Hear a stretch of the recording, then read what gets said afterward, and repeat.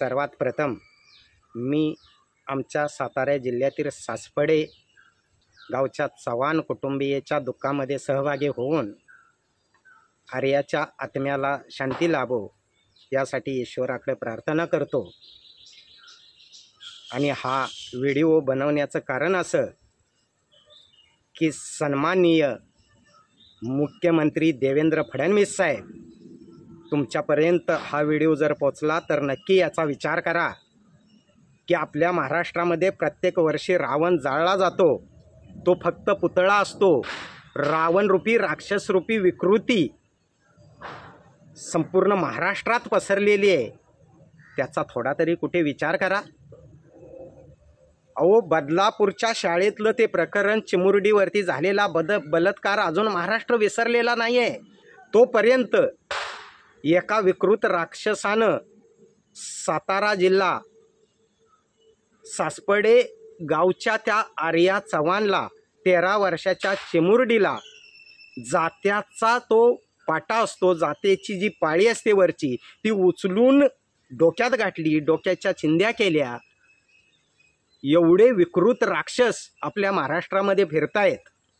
देवेंद्र फडणवीस साहेब, छत्रपती शिवरायांचा महाराष्ट्र आहे हे हा, आणि शिवरायांच्या महाराष्ट्रामध्ये अशा बातम्या येणं म्हणजे खरं तर देवेंद्र फडणवीस साहेब तुमच्यासाठी लाजिरवाणी गोष्ट नाही आहे का? अहो, लाडकी बहीण योजना काढली, पण जिथे तुमची बहीण, आई आणि लेक जर सुरक्षित नसेल, स्त्री जर सुरक्षित नसेल तर लाडकी बहीण योजना काय चाटायचे? आत्ता जर छत्रपती शिवाजी महाराज असते ना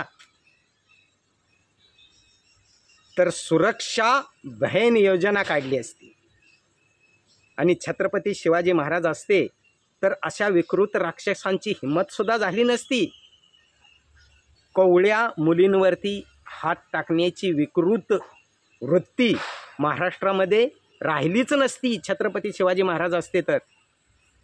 माझी विनंती आहे CM साहेबांना, देवेंद्र भाऊंना, की आर्या चव्हाण सासपडे गाव त्या मुलीच्या कुटुंबांना तुम्ही न्याय द्या, आणि त्या विकृत बुद्धीच्या त्या आरोपीला जातेची जी उरलेली पाळी आहे ती पाळी भर चौकात त्याच्या डोक्यात घाला आणि जाग्याव विकृती खलास करा, तर आणि तरच आर्याच्या कुटुंबांना शांत झोप लागेल। माझी विनंती आहे की देवेंद्र फडणवीस साहेब तुम्ही याचा नक्की विचार करा आणि आर्या चव्हाणच्या कुटुंबाला मात्र न्याय द्या, न्याय द्या, न्याय द्या।